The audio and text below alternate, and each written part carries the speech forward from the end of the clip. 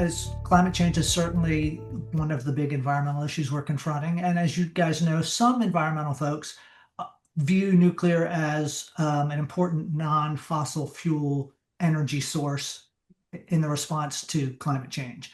I know that Green Century doesn't feel that way. And so I was hoping that you guys would share kind of your thinking on nuclear and why it's not in the funds.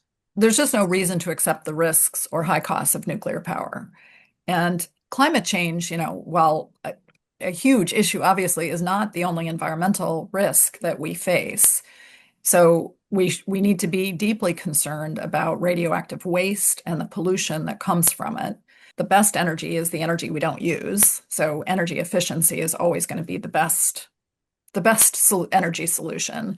And then after that, we have an abundance of renewable energy. We can power the country on renewable energy. So that's what we should be investing in. And on the waste, I mean, just to put a finer point on it, which is the issue that I started working on in the 1980s, stopping 77,000 tons of nuclear waste from being stored at the Hanford Reservation, which was 6 miles away, is 6 miles away from the Columbia River. And at the time, there was no place to put the waste. That was the whole point. They were wanting to put it in Hanford, Eastern Washington. There is now 90,000 tons of this high-level nuclear waste that still does not have a home. And we're still just kind of keeping it stored, plants around the country, and every couple of years somebody proposes some solution that's not really a solution at all. So why risk the water pollution, not to mention the risk of a toxic meltdown?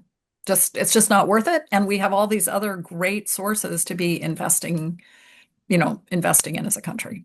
We're with Environment America on our approach to nuclear energy is like, there's no need for it. Why take the risk? And from an investment point of view, people want to align their values with their investments, and nuclear power is not one that is usually aligned with people who care about the environment because of all the things that Wendy just went through. So, we exclude nuclear power and have for a long time. So our overall investment approach is first, let's avoid the environmentally dangerous companies. So yes, that does include fossil fuel companies now. It also includes nuclear energy, nuclear weapons. In some of our funds, we avoid factory farming. We also don't invest in companies that make GMOs, and also conventional weapons and things of that ilk.